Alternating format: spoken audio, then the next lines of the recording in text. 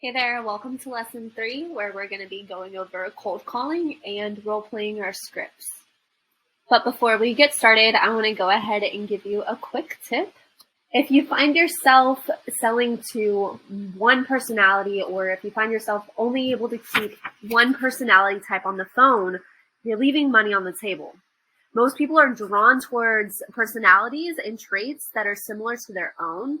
Our best reps know how to tailor the script, their appearance, their verbiage, their tone to their audience. Understanding your own personality and common personalities of others will help you tailor these scripts to best suit your audience. So let's go over the 4 general personality types. So let's talk about our driver. This is most commonly associated with the bulldog personality type.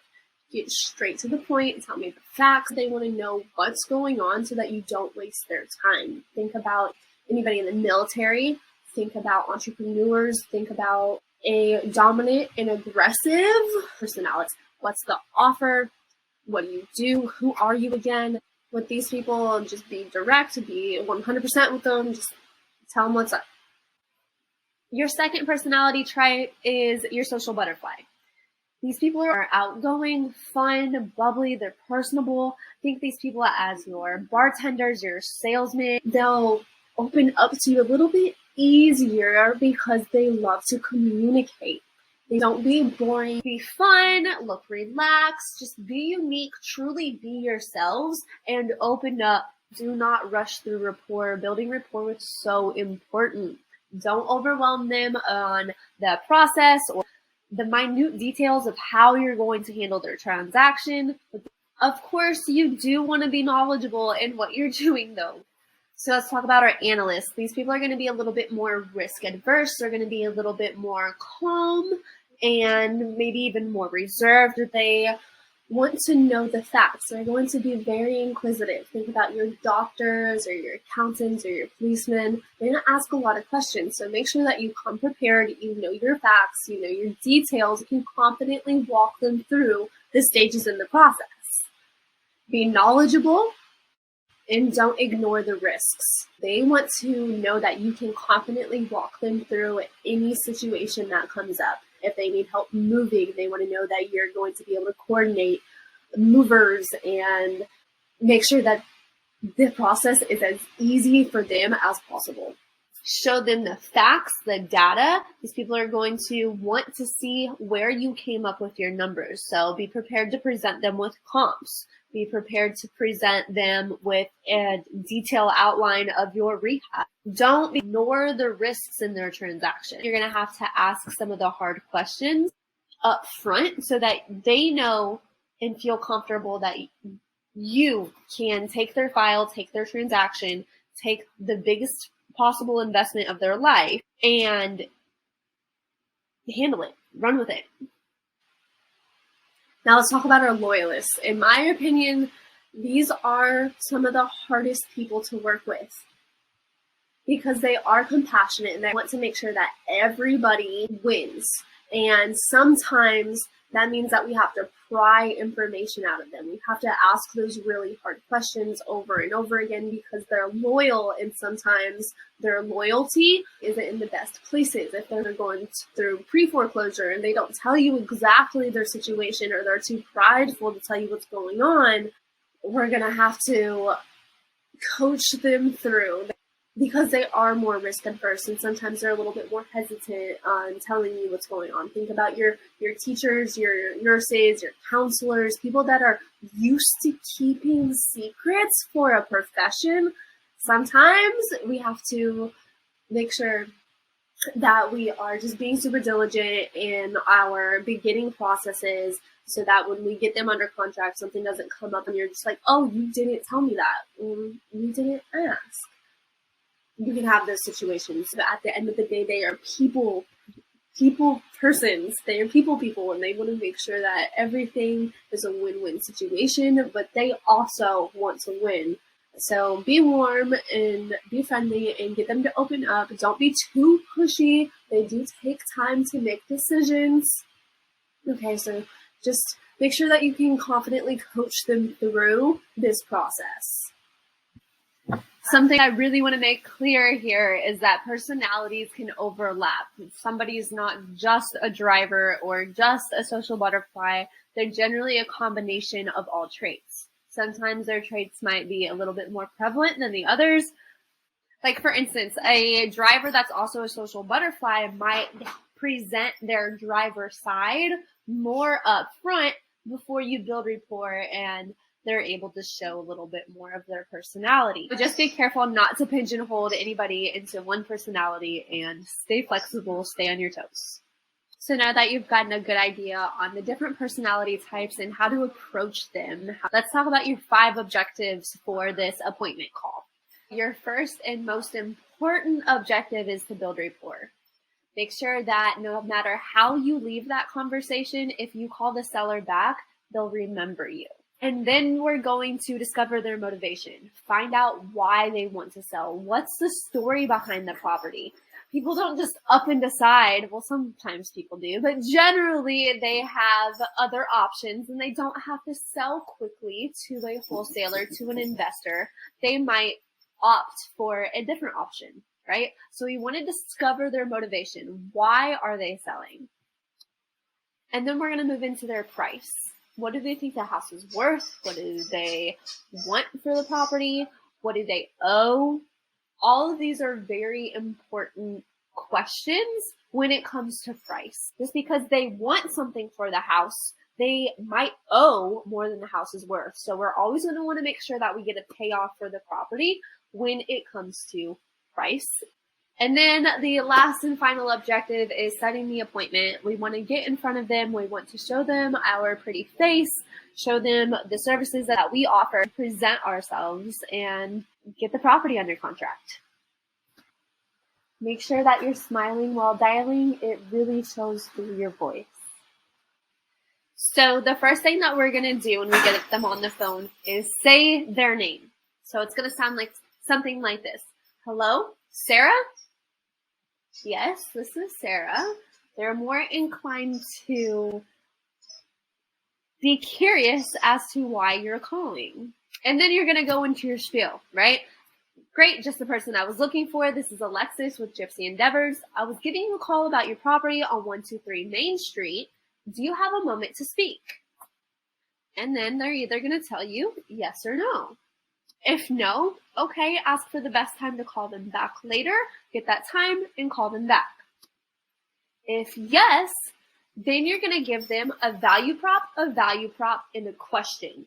So each formula, when speaking with the seller, is a value prop, and a question. So depending on your list, if you were calling tax delinquents, you might give 2 value props about how you help with taxes, or if you're calling for pre-foreclosures or foreclosures, you might give 2 value props on how you help with pre-foreclosure.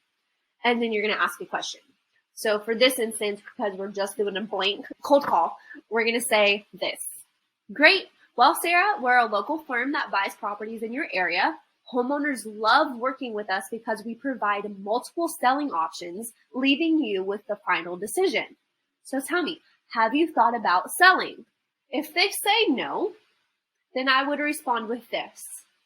Okay, we meant no intrusion. Do you by chance know anybody with a for sale by owner sign in their yard? This way, you reiterate the idea that you're looking for your next investment. You can build rapport with them, and potentially you just virtually drove for dollars. If they answer yes, that they have considered selling, awesome. We'd love to hear more about your property and gather some information and dive deeper into your goals. Tell me, what's the story with the property? What's going on with the property? And then do not speak.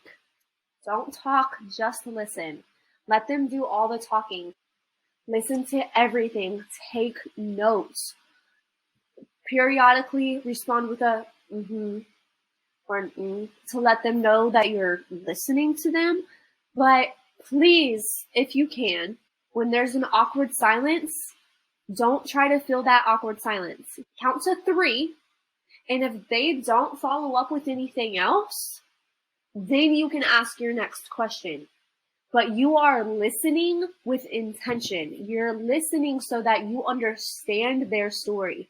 You're not calling these people just trying to sell a service, trying to get an appointment set, get these people under contract. You're a good wholesaler. You're listening with intention, wondering why people are going through what they're going through, and so that you know how to help them moving forward. Once they've given you their explanation as to what's going on with their property, their story, let's get into the rehab questions now. Let's talk about the property. I would respond with, awesome, just curious, in the last 10 years that you've owned it, have you done any work to it? They might tell you, oh, well, we fixed up the kitchen, or we've replaced an AC unit, or we completely remodeled the master bathroom. Listen to what work that they've done.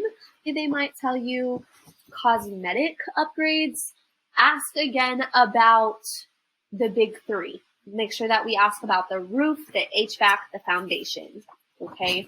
The electrical, the plumbing, the major systems in the house. If they mention anything about that, take extra good notes. Another approach may be, are there any major repairs needed to the house? You'll be surprised what they tell you. So stay quiet and wait. If they say that anything needs repair, go ahead and set that appointment. Skip straight to trying to get that appointment set. Your third approach for asking rehab questions might go something like this. If you could give the property a rating from 0 to 10, 0 being a complete teardown and a 10 being the brand new build on the block, the house of your dreams, what would you rate it? Most people naturally overrate their home, so if they say anything less than a 6, go ahead and set that appointment. Your main objective here is to build rapport, discover their motivation, and get the appointment set. Okay? All these other questions we might be able to find out later, but let's get that appointment set. After you've asked about the rehab needed for the house, let's talk about their price expectations. So this might look like this. Mr. Seller, do you have any idea what you'd like for your house? Yes, I would like $225,000 for my house. Like before, say nothing. Let the seller speak. If you have to count to yourself, do that. Don't be the first person to speak.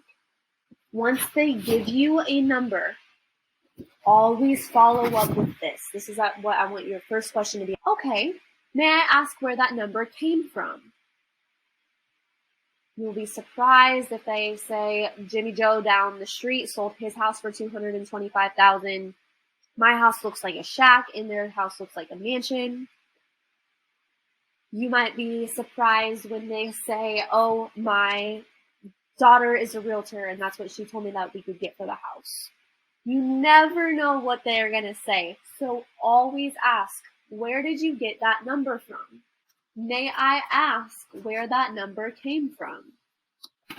Regardless of the number that they give you, even if it's below your offer range, pause and wait. They'll normally justify their price point, which can give you more ammo moving forward. Ultimately, they don't want to waste your time or their own, so listen to understand. Another approach might be, what do you think the house is worth? If they don't want to tell you how much they want, then ask them this question. You'll be surprised how many people will answer, what do you think your house is worth? And not, what would you like for your house? And then the third approach for a price expectation might be, how much do you owe on your property? They may have the objection, why do you want to know? Respond with, well, Mr. Seller, I know that you have some goals that you're looking to accomplish. I just want to make sure that I'm doing my best to help you achieve those goals. Almost everybody will answer this question, even if they haven't answered the previous ones. This is so important to make sure that we are offering enough to pay off the loan amount so that your seller doesn't have to come to closing with any money. There's some different ways to get this information, and there's also a way that you can speak to the loan servicer on the client's behalf. We'll get into that at a later time. Speaking of time, now it's time to move in to the seller's timeline. So we might ask them, if the property is occupied, how soon are you looking to move? Or is the property vacant? This gives us their time frame so that we have a better idea of closing for our buyers, for marketing, for our knowledge. This also helps us understand what the seller's goals are after, and if we need to account for moving them, U-Hauls, storage fees, anything like that, we know how to best help the seller as well. Because we're not just going to go in there and buy the property. We've got to figure out the during, middle, and after, making sure that we help them all the way through this process. If they say that they're looking to move ASAP, ask them if they've already found a place to stay or if they've started looking for a new place to stay. If not, start planting that seed now. Okay, and now it's time to set the appointment. When we're setting the appointment, please make sure that you're setting the appointment with the decision maker or with all of the decision makers for this transaction. By making sure that all of the decision makers are there prior to going to the property, you will better alleviate the objection of, oh, I need to talk to my spouse, I need to talk to my sister, I need to talk to my daughter. When you get to the appointment and it comes time to write the contracts, you will alleviate this objection beforehand by asking who the decision makers are on this property, if there is anybody else involved with the say-so or the sale of this home. So we would transition with something like this. Great, we'd love to see that property to finalize our offers and present you with our solutions. Would you be available to meet today at 1 p.m. or 5 p.m.? Try to nail down this appointment as soon as possible. Remember, you might not be the only person calling on this property trying to acquire it, trying to buy it. Give them 2 times that work best for you, and then ask them what works best for them. Always give 2 options for scheduling. If they say, oh, well, today's just not going to work, then maybe follow up with, okay, would tomorrow be better for you? And then ask again. And then if not, okay, are weekends or weekdays better for you? And then go from there. Do not leave this conversation without at least attempting 3 times to get the appointment set. Get that appointment set, okay? Once you get the appointment set, then you would follow up with something like this. Great. Thank you so much, Sarah. We look forward to meeting you tomorrow at 5 p.m.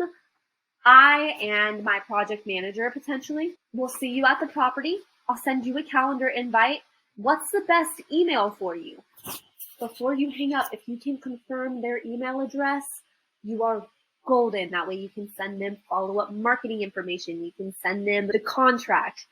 You have that objection already taken care of before. So you can send them a calendar invite and it just looks a little bit more professional. Again, confirm the agreed upon time and make sure that you're taking really good notes of everything that the seller said to you, no matter how minute.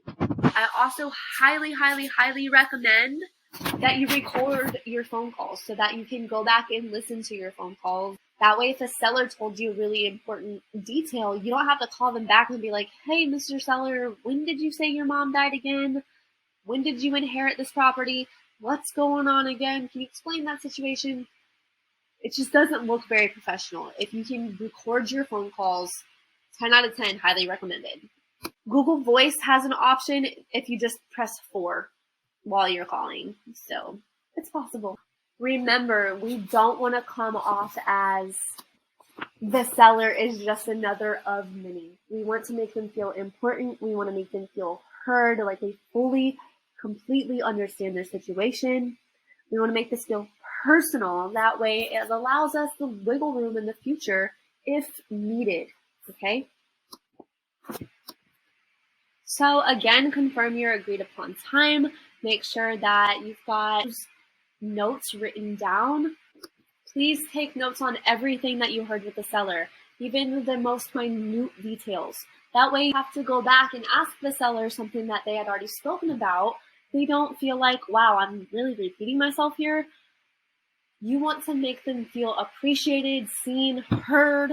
We also don't want to have to ask hard questions twice. So if they're talking about inheriting a property because their parents passed away, you don't want to have to ask, oh, when did your mom die again? Or what's going on with your divorce? When's your divorce date? Like questions like that, those are really hard to sometimes talk about with sellers. So highly recommend 10 out of 10 if you can also record your conversations via Google Voice, another CRM, call recording system. Please look into that. It will go a long way in the future. So this was the breakdown of the script. Now you're going to witness my partner and I going back and forth with the script and role playing how it could potentially look for you talking to a seller. Ring! Ring! Hello? Hey, Maddie? Yes? Great, that's just the person I was looking for. My name is Alexis with Gypsy Endeavors. I'm calling about your property on Green Street. Do you have a moment to speak? Yeah, I do. Awesome. We're a local firm that buys properties in your area. Homeowners love working with us because we provide multiple selling options, leaving you with the final decision. Have you considered selling? Yes. Okay, good, great. We'd love to hear more about your property and just gather some more information. Can you tell me what's going on with the property, possibly what the story is? Yeah, so we're planning on moving. Me and my husband are going to be moving out of state at the end of the year, and we have a couple of houses that we rent out, and one of them's lease is up, the other one's going to be up at the end of October, so we just kind of want to sell everything off before we go. Okay, where y'all going? Florida. What's in Florida? You got family out there? Yeah, I do. It's actually my father is out there, and he's kind of getting older and needs a little bit of assistance with his care, so we're just going to move out there. I do have other family too, so. Okay. Well, do you mind to tell me about just your property in general? Can you give me any information about it? Like, have you potentially done any work to it? Not in a while. We did some, we redid the kitchen like 8 or 9 years ago. It still looks really nice. We did the floor, they put in new tile floor, and they did the counters and the cabinets and stuff, like the cabinet doors they replaced because the ones on there were like from 1972 and they're just kind of old looking. But we did that on the house, and that's all really. Okay, so just some cosmetic upgrades. Have y'all done any major repairs to the house, or does it need any major repairs? I don't think it needs anything major. Okay. We did put a new fridge in there. I just remembered that. We put a new fridge in there. It's like 6 months ago. So it's a brand new refrigerator. Would you be taking that fridge with you, or is that staying? No, I don't. I don't think I'm taking a fridge with me. I don't know. I hadn't really considered that, but I hadn't planned on it, so okay. Likely leave that. Okay. So on your trip out to Florida, is there anything that you're going to be leaving behind in the house, or do you need help with movers? Like, have you planned your exodus? I think as far as like for the rental houses, there's I'm gonna take our stuff that we live in right now. I think most of it we're just gonna take with us and put into where we're moving into. But most of the stuff in those houses belong to the people that rent there, so I'm hoping they take care of taking their stuff out. If they don't, then we'll just probably throw it out unless it's like worth selling, but I don't imagine that it is at this point. But okay, so your tenants that are in the properties currently, are you wanting to sell the property with the tenants living there, or would we need to find other living arrangements for your tenants prior? I think no to both questions. I've already talked to the one that's still there, and I told him I hadn't considered them staying actually through the sale. I just told them we were selling the house and we kind of agreed not to renew their lease. So I don't know, maybe that's something I could talk to them about, see if they want to stay. Do you want a house with tenants in it? We would prefer to not, just because we anticipate going into the properties and completely remodeling and rehabbing and bringing up to the top of the market. That way that we can rent out. Do you mind sharing with me what you're currently renting the houses for? Yeah, they're both at $14.50 a month. At $14.50 a month. Okay. Okay. So we see that in that neighborhood, the top market rents are actually renting for around $1,600. So what we would like to do is go into the house and upgrade it, bring it up to top market value. That way that we can rent it out at that $1,600. So with that being said, we don't necessarily like to have tenants in there or have to work around tenants, just because it's not the best living environment to be living in a construction zone, right? But if they would like to stay, potentially we could work something out where we can rehab one house at a time and just work with the tenants, but it would all depend on if they're able to come up to that top market rent after the rehab, if they'd be willing to pay that extra amount. That would be a conversation that we could have with him. If you'd like me there, I would be happy to be there with you. Okay. I think for now, I don't know. They haven't said anything about wanting to stay after I told them we were selling, so I'll just maybe just let them go. I think they're already working on finding another place to live, so I might just leave it at that, so we don't have to worry about any of that junk. Okay, that sounds good. You know, I gotcha. Well, we can definitely worry about that as we go and work that into all of our plans. Definitely not a hindrance moving forward. Just to have an idea is always good. So with your properties, you already said that you hadn't done any major repair to any of them and they don't need it, correct? Mm-hmm. Okay. Like everything's good. It's not like trashy or anything. It's just like not brand new. You know, like everything's not all shiny and. Do you take pride in your properties? Yeah, we do. I can hear it in your voice and how you speak about like your tenants and your properties in general. So I'm really excited to be able to get eyes on them and see what we can do for you. Do you by chance have an idea of what you'd like for your properties? I think the one you called about, we had seen, like, we've kind of looked around at some of the houses. We have some neighbors that have sold, and we were hoping like maybe around $250 for that one, and then I mean, for both of them that would be great, like $250 for both. But I think the other one's might need a little more work to it.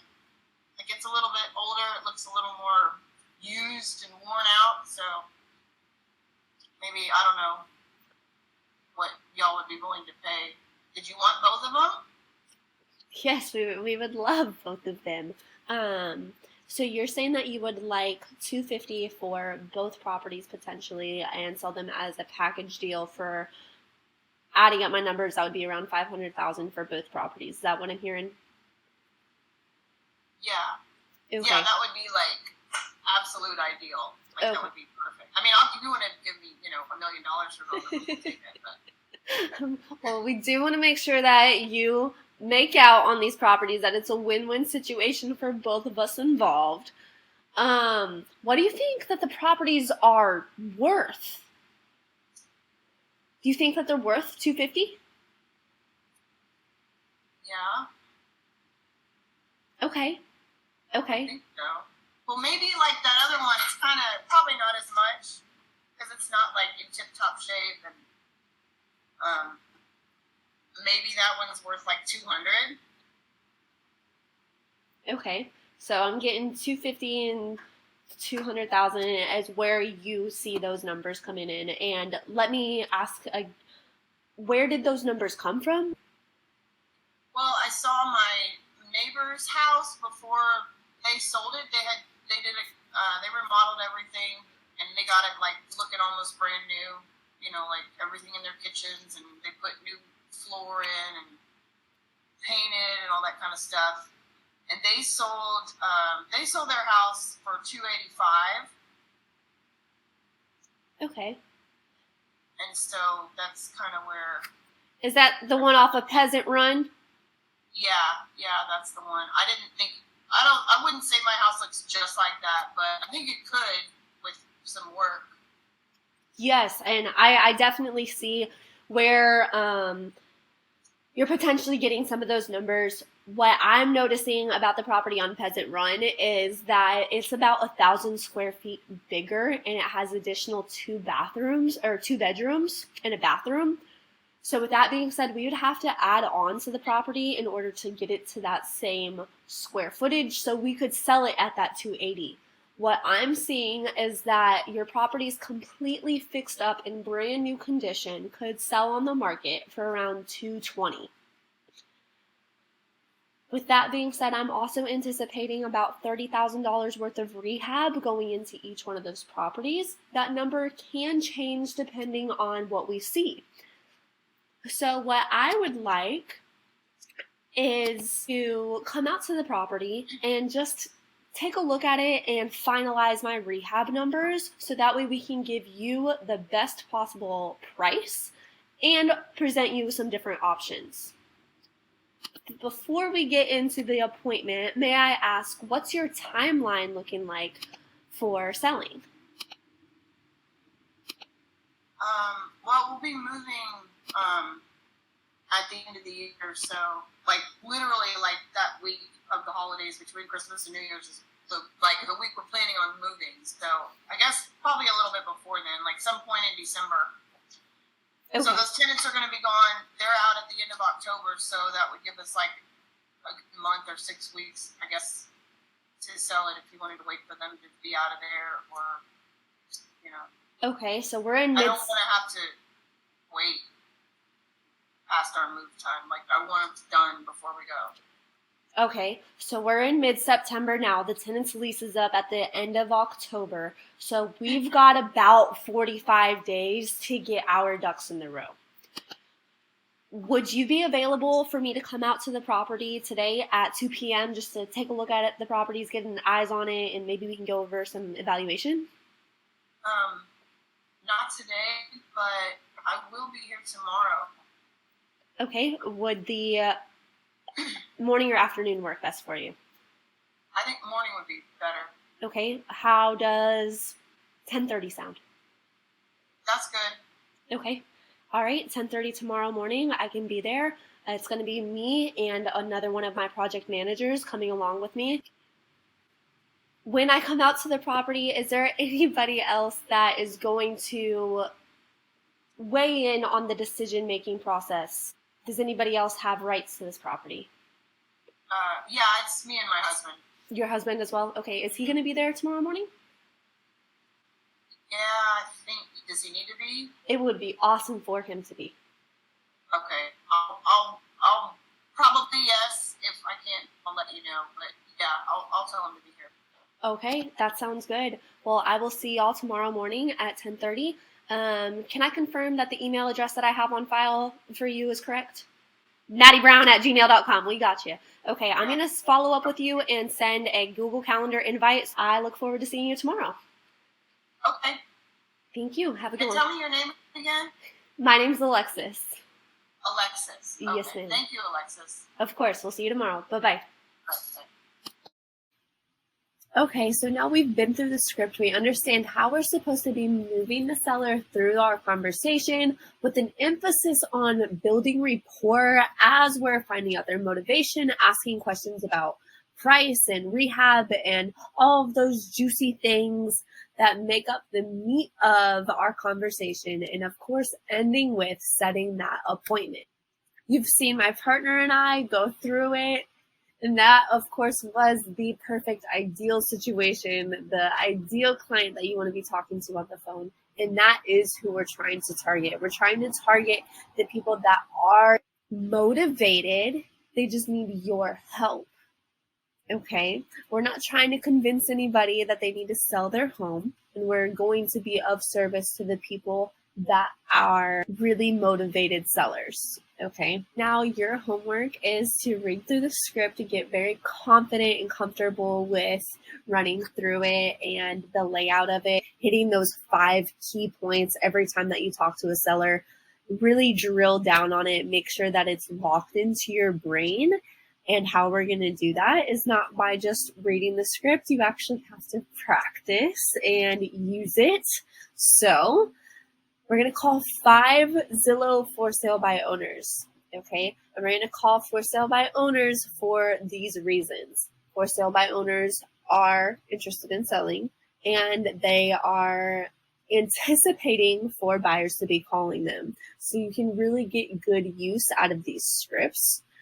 And also set the appointment to go walk through properties. You might not get these people under contract and be able to walk them all the way through the transaction, but the point is just to be able to get out to the property and use these scripts and potentially move on to the next phase, which is setting the appointment. Focus for this first call is just on building rapport, discovering their motivation, and yes, set that appointment, okay? You need to set that appointment. That's the primary goal. So that's your homework, guys. You're going to call 5 for sale by owners. And then on our next calls, we're going to speak about how those calls went, some of the stumbling blocks that you encountered, and just how your experience was and how we can tweak them moving forward. Good luck, guys, all.